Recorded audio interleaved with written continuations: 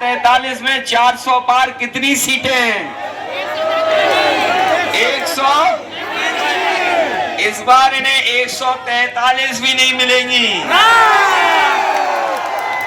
इस देश की जो 140 करोड़ की जनता है वो इन्हें 140 सीटों के लिए भी तरसा देगी,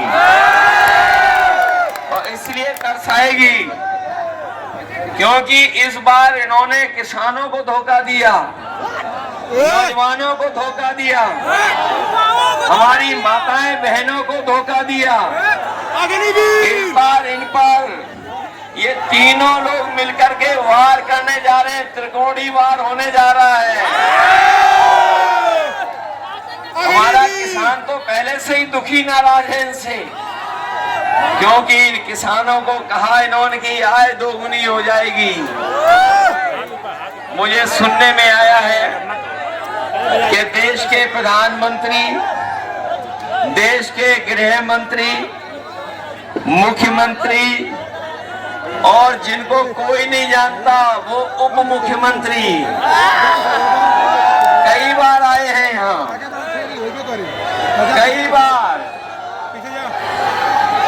बार आ गए हैं, और उन्हें पता है कि घोसी का परिणाम क्या था। उन्हें जब घोसी का परिणाम पहले ही पता है तो सोचिए क्यों आ रहे थे वो इसलिए आ रहे थे कि आप अपने वोट के दिन सावधान रहना। बताओ, वोट के दिन आप लोग सावधान रहोगे कि नहीं रहोगे? जहां इन्होंने किसानों को धोखा दिया था, वहीं हमारे नौजवान जानते होंगे कि एक एक नौजवान को इन्होंने जब कभी परीक्षा देने गया तो इन्हें धोखा मिला है। कोई परीक्षा ये सरकार नहीं करा पाई। जब भी परीक्षा हुई इस सरकार में पेपर लीक हो गया, और पता नहीं कहां पर लीक है जो अभी तक सरकार लीकेज नहीं रोक पाई है। बताओ, पेपर लीक हुए कि नहीं हुए?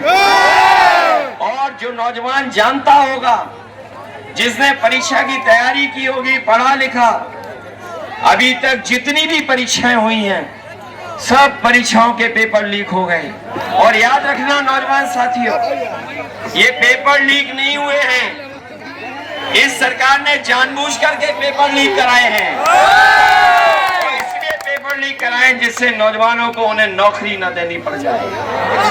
इन नौकरी की वजह से न केवल आपका भविष्य अंधकार में डाला है, बल्कि हमारे नौजवान साथियों सोचना जा करके घर बैठ करके पिछले 10 साल में जो आपको बेरोजगार बनाया है, नौकरी नहीं दी है, आपका 1/3 जीवन इन्होंने बर्बाद करने का काम किया। 1/3 जीवन बर्बाद कर दिया। और यहाँ का मऊ का नौजवान, यही गाजीपुर, बनारस, आजमगढ़ और आसपास के गोरखपुर के नौजवान तैयारी करते थे फौज की। वो खेतों में मैदानों में तैयारी करते थे, दौड़ करके सुबह इस बात की तैयारी करते थे, सोचते थे कि उन्हें फौज में नौकरी मिल जाएगी, और नौकरी मिलने के बाद वो वर्दी पहन करके देश की रक्षा करेंगे। लेकिन इस सरकार ने ये जो आधी अधूरी नौकरी की व्यवस्था की है, जो अग्निवीर वाली व्यवस्था की है, हमारा नौजवान जानता होगा, ये जो अग्निवीर व्यवस्था है इसमें न पक्की नौकरी मिलनी है, न नौकरी अगर मिल भी गई और फौज में अगर चले भी गए और अगर शहीद हो गए तो न केवल आपको धोखा मिलेगा, वहां पर न शहीद का दर्जा मिलेगा, न सुविधाएं मिलेंगी, और आपको कोई सम्मान भी नहीं मिलेगा। इसलिए समाजवादी पार्टी और इंडिया गठबंधन अपने नौजवानों को कह के जा रही है कि जब कभी भी सरकार बनेगी 4 तारीख को ये अग्निवीर व्यवस्था हमेशा हमेशा के लिए खत्म हो जाएगी, और पहले जैसी नौकरी जहां पर पक्की वर्दी पहनने को मिलती थी, पक्की नौकरी मिलती थी, वही व्यवस्था लागू करेंगे। और न केवल व्यवस्था लागू करेंगे बल्कि हम लोग तमाम नौजवानों को जिनकी भर्ती छूट गई है, उम्र की भी छूट देंगे, संख्या भी बढ़ाएंगे, जिससे ज्यादा से ज्यादा लोगों को, नौजवानों को नौकरी मिल जाए और भर्ती करने को मिल जाए। साथियों, आज हम अपने खाकी वर्दी पहने वाले भी साथियों को देख रहे हैं, कैसे हमारा पसीना निकल रहा है, इनका भी पसीना निकला जा रहा है, और ये भी चिंता में है कि अभी तो फौज की नौकरी हुई है 4 साल की, ये बीजेपी वाले कहीं आ गए तो हो सकता है खाकी वर्दी पहनने वालों की भी नौकरी 3 साल की कर दें। इसलिए हम इन्हें अपने खाकी पहनने वालों को भी सावधान करने आए हैं। जब ये बात मैं कहता हूं तो ये पत्रकार साथी पूछते हैं हमसे कि बताओ कैसे हो जाएगी हमारे खाकी वर्दी पहनने वालों की, तो मैंने जवाब में कहता हूं कि बताओ अभी तक जो बीजेपी ने फैसले लिए हैं, क्या आपको पता था वो ऐसे फैसले ले लेंगे? क्या आपको पता था कि रेलवे स्टेशन बेच देंगे? क्या आपको पता था ट्रेनें बेच देंगे? क्या आपको पता था हवाई अड्डे बेच देंगे? क्या आपको पता था कि हवाई जहाज बेच देंगे? क्या आपको पता था कि इलाहाबाद बैंक बिक जाएगी? क्या आपको पता था कि सरकारी नौकरी संविदा पे चली जाएंगी? क्या आपको पता था कि बोरी से चोरी हो जाएगी? क्या आपको पता था कि जीएसटी लगा देंगे और सब महंगा कर देंगे? क्या आपको पता था कि डीजल पेट्रोल महंगा हो जाएगा? क्या आपको पता था कि आधी रात नोटबंदी हो जाएगी? तो नहीं पता था, और नहीं पता था अग्निवीर का, तो हो सकता है बीजेपी वाले खाकी वर्दी पहनने वालों की भी नौकरी 3 साल की कर दें। इसलिए हम इन्हें भी सावधान करने आए हैं। बताओ बोरी से चोरी हो गई कि नहीं हो गई? पहले कितने किलो की चोरी हुई और फिर कितनी हो गई? 10 किलो हो गई, 10 किलो की चोरी। और हम तो कई बार कह चुके हैं, ये बोरी की चोरी बीजेपी वाले पार्ले जी बिस्किट पैकेट से सीख के आए हैं। जिन्होंने कभी बाजार में देखा होगा, पहले बिस्किट का पैकेट कितना बड़ा आता था? बताओ, इतना बड़ा आता था कि नहीं आता? और जैसे जैसे महंगाई बढ़ी और उन्होंने मुनाफा कमाना शुरू किया, बताओ बिस्किट पैकेट कितना छोटा हो गया? बताओ 5 बिस्किट का पैकेट हो गया कि नहीं हो गया?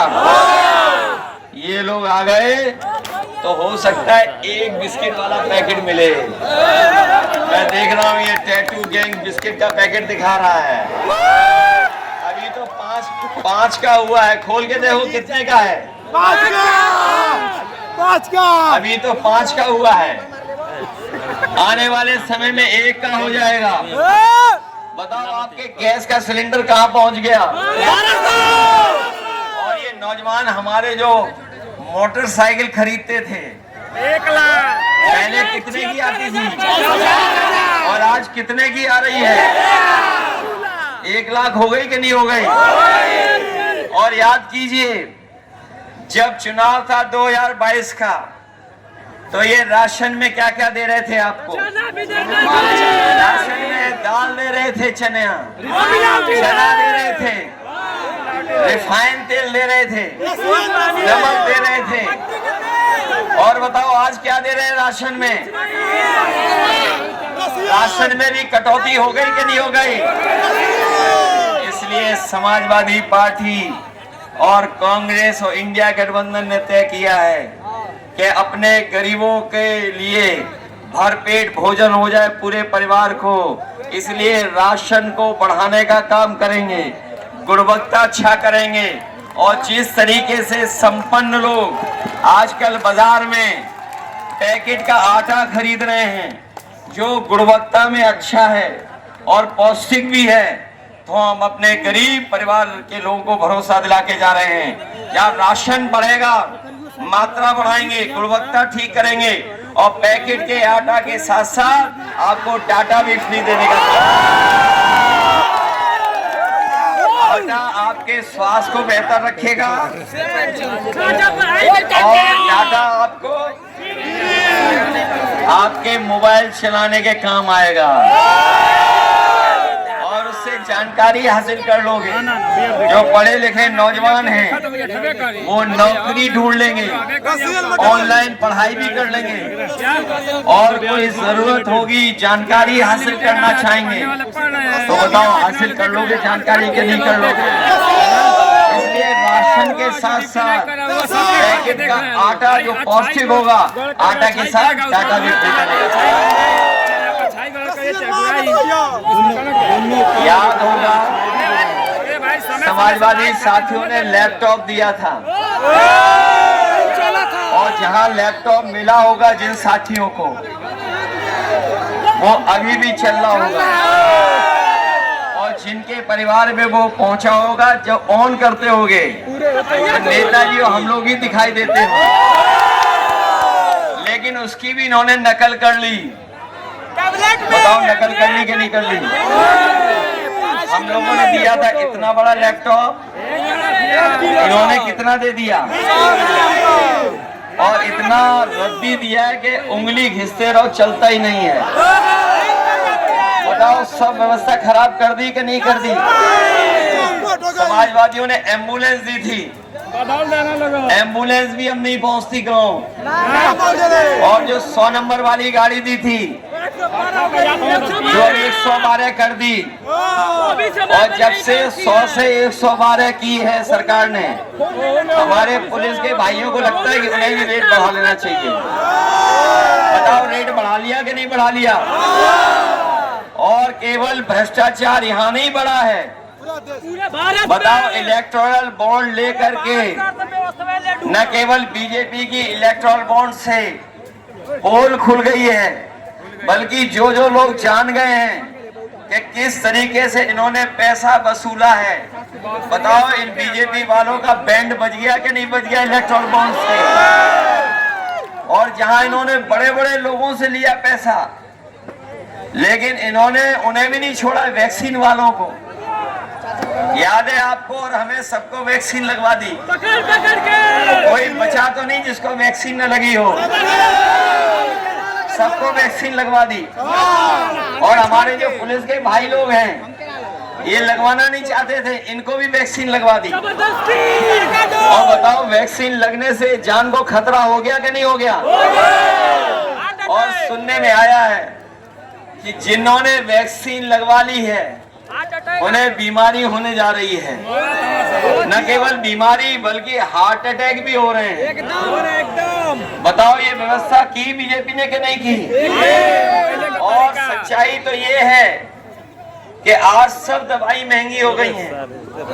जो बुखार 500 mg गोली खाने में ठीक हो जाता था वो भी 1000 में आज 650 डोलो गोली खानी पड़ रही है।